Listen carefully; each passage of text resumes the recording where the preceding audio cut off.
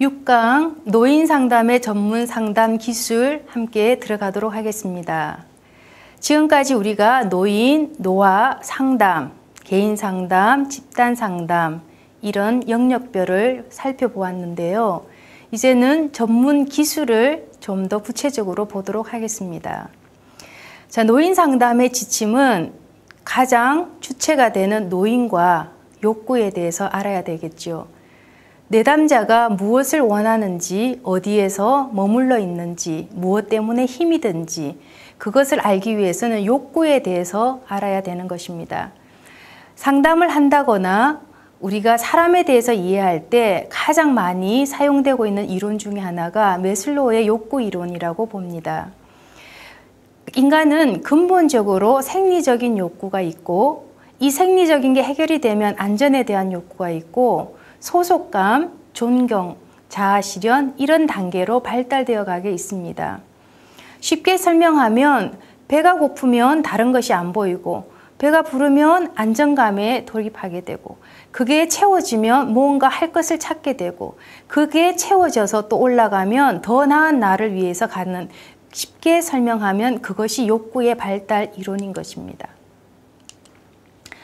우리가 보통 심리사회적 발달을 얘기할 때 에릭슨이라는 사람을 많이 듣게 됩니다. 자, 에릭슨은 인생의 8단계는 각 단계마다 해결을 해야 할 사회적 발달이 있다라고 표현했습니다. 문제가 있고 이를 어떻게 해결하느냐, 이것이 성격 발달에 영향을 미친다는 것이죠. 8단계 중에 가장 마지막 단계인 이 노년기는 인간이 자신의 노력 성취에 대해서 결과를 회고하고 반성하는 시기라고 볼 수 있는 것입니다. 그래서 이 노년기가 되면 사람은 통합이나 절망감 이 두 단어가 움직이게 되어 있습니다. 내가 어떻게 살아왔는가를 정리해야 되기도 하고 또 그것이 해결되지 않을 때는 절망감이라는 곳에 머물게 됩니다. 자, 상담자의 역할을 자세히 들어가 보면 상담자는 각각의 반응에 따라서 유형이 나타나는데요. 용재 진술형, 캐묻기형, 직면형, 감정 반영형, 아니면 자기를 개발하거나 정보 제공을 하거나 요약, 해석, 침묵 이러한 모습으로 나타납니다.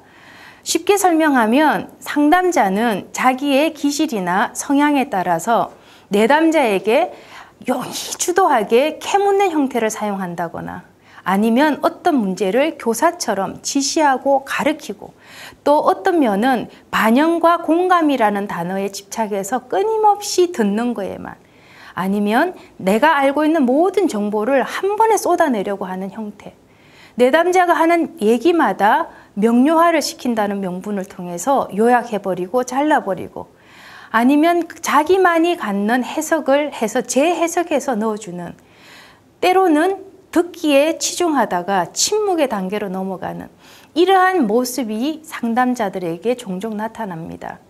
우리가 상담의 반응을 잘 알고 있으면 내가 지금 어느 부분에 머물러 있는가 볼 수 있고 그 부분에서 바로바로 제자리로 돌아와야 된다는 것이죠. 역할 부분을 한번 살펴보겠습니다. 우리는 긍정적 역할과 부정적 역할로 나누는데 그 긍정적 역할이라는 것은 충분한 경청을 통해서 내담자 스스로 자존감을 향상시킬 수 있도록 돕는다는 면이, 또 자기 개방 연습을 하도록 돕는 것, 방어 기제를 해소하게 되고 현재의 문제를 받아들이도록 지지하는 것, 잠재적인 재원들을 밝혀내고 이를 지원해서 내담자 스스로가 자신 문제를 평가하고 해결해 나갈 수 있도록 돕는 것. 자, 삶을 긍정적으로 평가하다 보면 성격의 장점을 극대화시키는 방법들을 모색하게 됩니다. 이렇게 긍정적인 역할이 상담자에게 있는가 하면 때로는 부정적인 면이 있는 것도 인지하셔야 되는 것이죠. 상담자가 부정적인 역할을 하게 되면 내담자의 문제를 떠맡게 되는 현상을 나타냅니다. 내담자의 문제 해결 능력을 과대평가하거나 때로는 과소평가해버리거나 아니면 제한해버리거나 아니면 의존성을 너무 강화시켜서 상담자가 모든 것을 해결해 주는 자, 해결사인 것처럼 착각할 때가 있습니다. 또한 상담사는 전지전능감으로 내담자를 조정하려고 하는 단계에 임하게 됩니다. 상담의 해기수가 많아지면 많아질수록 우리는 그거를 라포 형성이라고 하는데, 라포가 형성이 된 거와 상담자가 내담자를 조정하는 것과는 분명히 다른 부분입니다. 때로는 내담자가 상담자가 해주는 말이 모든 말이 맞고 그 말에 전적으로 따라야 된다라는 형태가 진행이 될 때가 있는 거죠. 이것은 분명하게 부정적 역할을 감행하고 있는 것이라고 보셔야 됩니다. 또한 지시적인 태도는 변화를 원하는데, 이 내담자의 적절한 의사결정이나 방향을 제안을 하고 내담자에게 불쾌한 감정을 유발해서 상담의 진행을 방해하는 역할입니다. 이러한 모습은 라포가 많이 형성이 되어서 서로 허물이 없다라는 표현을 할 때 있죠. 그때 범하기 쉬운 오류입니다. 다 지시해주고, 다 결정 내려주고, 다 정리해주는 것이 순간순간은 좋은 것 같지만 결론적으로는 내담자가 내가 누구의 조정을 받고 있구나라는 생각이 드는 단계가 와버리게 됩니다. 그래서 이 상담자는 긍정적인 측면도 있고 부정적인 측면이 있기 때문에 상담 매 섹션마다 상담자는 자신을 분석하는 시간을 반드시 가지셔야 됩니다. 다음으로는 상담자의 태도를 점검하겠습니다. 자, 상담자는 노인의 개인적, 상황적 특성을 반드시 고려하셔야 합니다. 상담 시에 늦게 일어나는 이 역동에 대해서 여유를 가지셔야 됩니다. 이거는 내담자가 전혀 처음의 모습과 다른 어떤 행동을 하거나 표현을 하는 경우가 있을 때 그 역동에 대해서 당황해하거나 직면을 해서 하지 못하도록 제재하는 것보다는 여유 있게 감당해 나갈 수 있어야 됩니다. 부정적인 감정을 적극 표현하도록 돕는 겁니다. 이 표현은 보통 내담자들은, 특히나 노인들은 자기의 감정을 억제하고 누르고 삭힌다라는 표현을 하죠. 그렇게 삭히면서 마음에 화가 생길 만큼 인생을 살아온 연륜자들입니다. 그래서 남이 듣기 싫어하는 표현, 남이 듣는 것을 힘들어하는 내용, 이 부분을 표현하지 못하는 장점, 단점 두 가지를 다 가지고 있는 것이죠. 그랬을 때 이 감정을 때로는 싫으면 싫다, 괴로움은 괴롭다, 어려움은 어렵다라는 것을 표현할 수 있도록 상담자는 도와주어야 하는 것입니다. 연령 차이와 경험의 폭에 위축되지 않으셔야 됩니다. 자, 노인 내담자들의 특징이 한참 이야기를 하다 보면 어느 부분에서는 방어를 쓰는 형태가 내가 인생을 살아봤어? 이 단어를 사용하기 시작합니다. 내가 이 일을 겪어봤어? 이런 단어를 사용하기 시작합니다. 그럴 때마다 상담자는 당황하지 말고 그 나이에 그런 일을 겪으셨군요라고 직면하고 인정하고 자연스럽게 넘어가는 것이 좋습니다. 어르신을 통해서 내가 알지 못한 부분을 듣게 되어서 감사하다고, 또 제가 아는 부분을 같이 나눌 수 있어서 좋은 기회가 되었다라고 이 부분들을 해결해 나가셔야 되는 겁니다. 라포 형성에 신중해야 합니다. 이 부분은 노화 부분을 다룰 때 말씀드렸던 것처럼 노인은 사회로부터 격리되면서 제일 먼저 느끼는 것이 대인관계가 분리되는 위기감을 맛보았기 때문에 이 상담자와 내가 어디까지 터놓고 이야기하며 내 말을 어디까지 들어줄 사람인가에 대한 이 의심과 불안함이 일반 상담보다 훨씬 더 크다는 것입니다. 그런 면에서 상담자는 반드시 라포 형성에 치중을 해야 하는 것입니다. 또 하나, 문제 해결에 적극적으로 참여할 수 있도록 도와야 합니다. 노인 상담을 하다 보면 노인분들의 특성 중에 의존성이 강해진다라고 얘기했죠. 이 의존성이 때로는 상담자를 신뢰하는 것처럼 느낄 수 있을 행동으로 나타납니다. 하지만 상담자는 때로는 훈육하듯이, 때로는 직면을 하듯이라도 그 부분을 정리시켜 주셔야 합니다. 어르신이 내릴 수 있는 결정을 하셔야 합니다. 어르신이 선택한 결정에 대해서 책임지셔야 합니다. 이렇게 말하셔야 합니다. 라고 방향을 잡아주는 것이 좋습니다. 문제 정의와 목표 설정을 내담자 스스로 할 수 있도록 유도해 주어야 합니다. 노인 상담 상담을 받으러 오신 분들이 많은 영역을 풀어놓는다고 얘기했었죠. 그러다 보면 문제가 끊임없이 돌출되는 현상만 나타나고 내가 무엇을 정리해야 된다라는 방향을 잡지 못합니다. 그럴 때 상담자는 문제의 우선순위를 정해서 그 순서에 맞도록 스스로 결정할 수 있도록 유도해 주어야 된다는 것이 굉장히 중요한 부분입니다. 어르신, 이 부분이 가장 다급하군요. 이 부분이 가장 먼저 해결해야 되군요. 라고 답을 내리는 것이 아니라 그 부분을 스스로 결정할 수 있도록 그 부분에 포커스를 두거나 방향 제시를 해주라는 것이죠. 자, 문제에 대한 개인적인 죄책감을 완화시켜서 새로운 심리적 변화를 위한 개인의 준비 시간을 충분히 제공해 주어야 한다는 것입니다. 노인기에 들어온 사람들의 특징은 덮어버리고 싶어하는 속성이 있습니다. 들추어내면 아프고 해결할 수 없는 문제들이 많이 산재되어 있다는 것이죠. 그렇지만 이 심리적으로 치료하기 위해서는 그 아픈 부분도 하나씩 건드려줘야 되는 때가 있습니다. 보통 저희들이 성상담을 하게 되면 성폭행 당한 사람들을 치료할 때 일반인들은 덮어라고 표현을 하죠. 아픈 상처는 시간이 지나면 낫는다고. 하지만 성상담의 가장 포인트는 그 아픔을 다시 겪지 않도록 해주는데 목표를 둡니다. 때로는 잔인하다 할 만큼, 때로는 안타까울 만큼 그 사건을 정확하게 인지하게 하고 직면하게 해서 그 부분이 나의 잘못이 아닌 피해를 받은 입장을 인식시켜서 거기서부터 건강한 모습으로 나올 수 있도록 도와야 되는 것처럼 이 집 노인 상담에 있어서의 죄책감 부분도 같은 맥락으로 다루어 주어야 합니다. 내가 이렇게 해서 잘못되었어. 나의 선택 때문에 내 가족이 힘들었어 라는 문제가 있다면 그때 내릴 수 있는 결정이 최선이었군요 라고 정리하고 이 부분을 죄책감에서 빠져나오도록 도와줘야 된다는 것이죠. 그때 필요한 시간이 충분한 시간을 제공하라는 의미입니다. 끝내는 상담자가 그 문제를 해결해 주는 것이 아니라 내담자 자신이 이거를 인지하고 정리해야 되기 때문에 이때 시간을 허용하는 것에 조급한 마음을 가지실 필요가 없습니다. 상담 시에는 전이나 역전이 문제가 나타나는데요.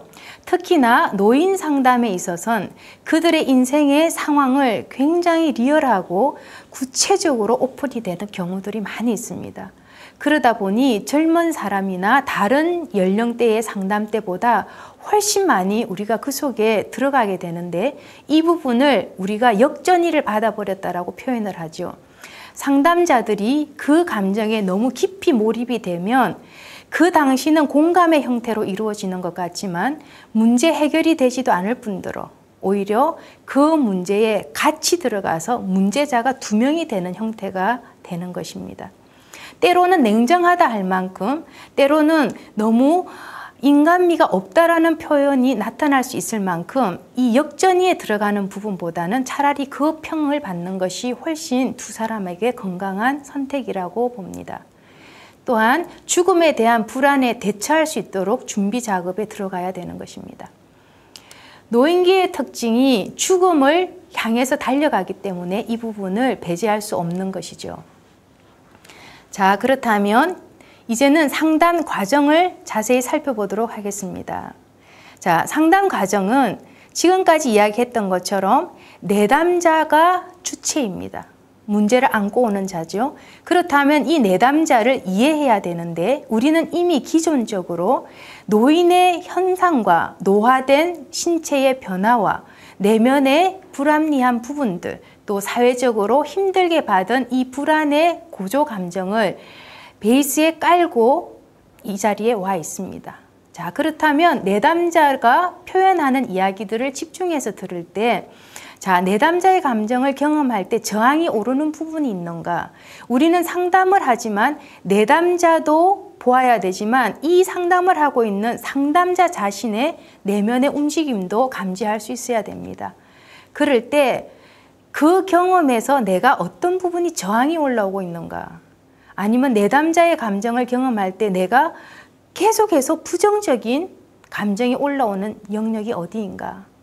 내담자의 감정을 경험하면서 내 스스로 나의 액에서 일어나는 이 놀라운 나의 감정은 또 무엇인가? 내담자의 감정을 경험할 때 부적절하거나 너무 혼란스러운 감정을 느끼는 것은 어느 때에 일어나는가? 내담자의 감정을 경험하면서 나의 감정 표현은 어느 정도 하면서 진행했는가? 이 부분이 굉장히 중요합니다. 우리는 내담자 입장에만 초점을 두다 보면 상담을 하고 있는 나의 속에서 일어나는 이 역동을 놓쳐버릴 때가 있습니다. 그러다 보면 내담자의 문제 이전에 상담자가 자기 표현을 다 해버리는 경우가 있고 답을 다 줘버리는 경우가 있고 심지어는 통제해버리는 단계까지 나타나는 것입니다. 이 부분을 꼭 명심하셔서 내담자를 이해하며 내면에 있는 나를 보는 두 가지 눈을 준비하시기 바랍니다. 다음으로는 라포 형성인데요. 상담에서 가장 기본이 되고 제일 먼저 이루어져야 되는 게 이 라포 형성입니다. 관계죠, 관계.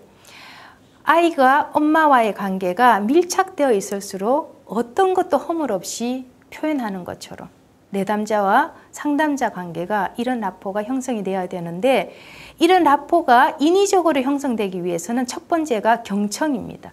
그 사람의 말을 잘 들어주고 같이 공유해주고 그러면서 존중해주고 내용을 요약하고 상호 공감을 하고 이 부분은 우리가 앞에서 배웠던 것처럼 노인이 해내지 못하는 약해져 있는 기능 부분을 우리가 도우면서 같은 관계로 유지하는 단계입니다. 그 다음에는 상담 목표가 정해져야 되겠죠. 많은 이야기를 듣고 요약해서 공감을 하고 나면 우리 인생에 일어나는 문제를 어느 누구도 한 번에 완벽하게 해결할 수 없다는 것은 인정하고 들어가셔야 됩니다. 그렇기 때문에 이 목표가 필요한 것이죠. 이 중에서 무엇을 가장 우선순위로 정하는가? 자, 이 단어가 우리는 상담 목표 정하기라고 표현을 합니다. 자, 내담자가 무엇이 언제 바뀌기를 원하는가? 상담 후에는 내담자는 또 어떻게 달라지기를 원하고 있는가?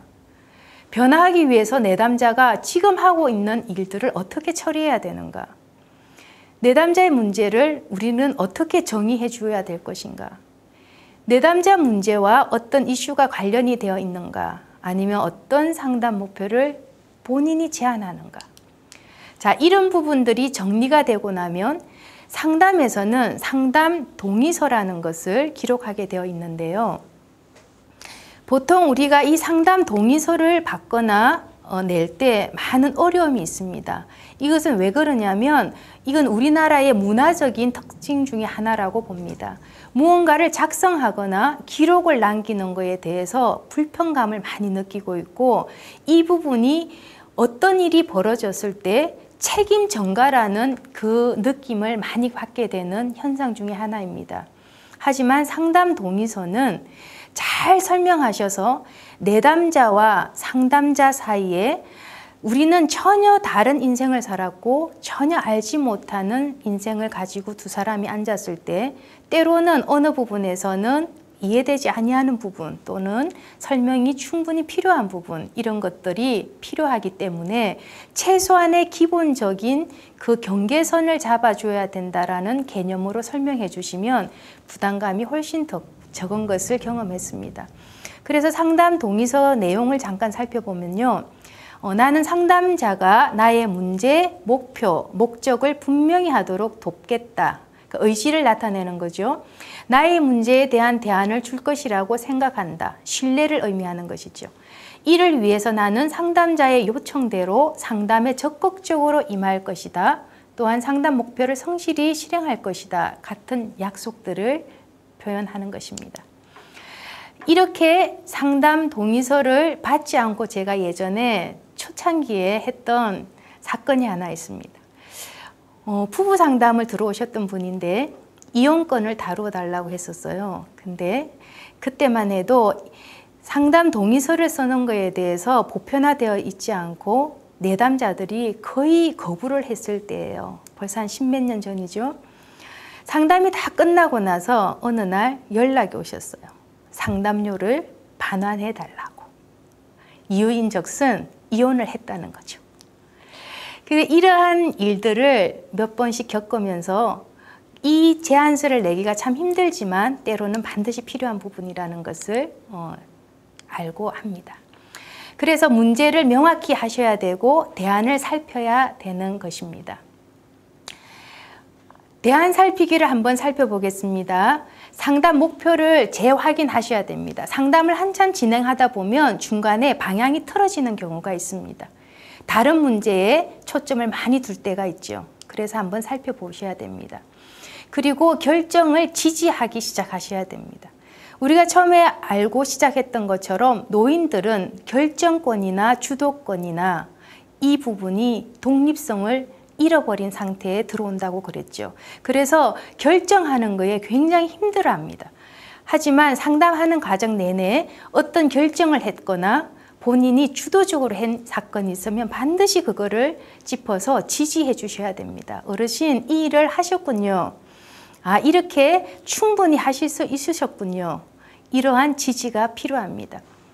그러고 나면 우리는 상담의 종결 단계로 들어가게 되는데요. 상담의 종결에는 끝맺음을 정말 잘해야 됩니다. 앞에서 아무리 출발점이 좋고 과정이 좋았어도 끝부분에 가서 어떠한 부분이 방향을 완전히 틀어버린다거나 내가 상대편을 평가해버린다거나 그 문제에 대해서 옳고 그름을 따져 들어가는 잘못된 마무리가 이루어질 때가 있습니다. 그래서 상담의 종결이 준비될 때는 우선 종결 시기를, 그때를 잘 맞추셔야 되고 헤어짐에 대한 인사를 준비시켜야 되는데 다른 일반 상담자하고 다른 것은 이 노인은 이미 분리 작업에 대한 상처를 안고 있고 사회로부터 가족으로부터 또 나머지는 죽음을 향해 가는 이 시기에 있기 때문에 우리가 가볍게 하는 작별 인사가 다른 큰 영역으로 받아들이는 현상을 많이 봅니다. 그래서 작별에 대한 이별을 준비시켜 주셔야 되고 필요한 경우는 또 다른 의뢰나 다른 영역이나 연계 체계도 필요합니다. 어떨 때는 미완성 종결이라고 해서 문제를 완전히 해결하는 것이 아니라 텀을 두는 방법도 좋습니다. 회기라고 표현을 하는데요. 한 회기가 끝나고 나면 어르신 또 어느 정도 생활하시다가 다시 또 만나는 때를 정합시다 라고 하는 제안을 하는 방법도 있습니다. 이런 식으로 이거를 초대라고 우리가 표현을 해요. 이래서 사후 관리까지 해야 됩니다. 또한 우리가 도움을 받아야 할 때도 있습니다. 저희가 상담사가 전능자가 아니기 때문에 내용 과정을 다 점검하고 분석한 다음에는 때로는 정신과적 질환으로 입원이 필요한 때도 있고 망상장애가 있다는 것을 발견할 때도 있습니다. 환각 증상이 보이시는 경우도 있고 아니면 알지 못했던 중독 증상을 표현하실 때도 있습니다. 많은 내용 과정 중에 자살의 가능성이 끊임없이 사용되고 있는 단어를 발견할 때도 있습니다. 이런 여러 가지 부분들이 발견되었을 때는 상담자 선을 벗어난 또 다른 영역의 도움을 필요로 하는 것을 반드시 인지하고 계셔야 되는 것입니다. 이렇게 노인 상담을 구체적으로 들어갈 때 상담사는 상담자 자신도 관리 차원에 들어가야 되고 내담자인 노인분들의 심리적 부분, 문제를 표출하는 표현 방법, 또 그 문제를 다루어가는 목표 설정, 이러한 부분들을 하나하나 잘 숙지하고 계셨다가 노인 내담자를 만났을 때 당황하거나 힘들거나 불편한 부분이 있을 때 이 부분을 통하여서 잘 정리해 가시면 좋겠습니다.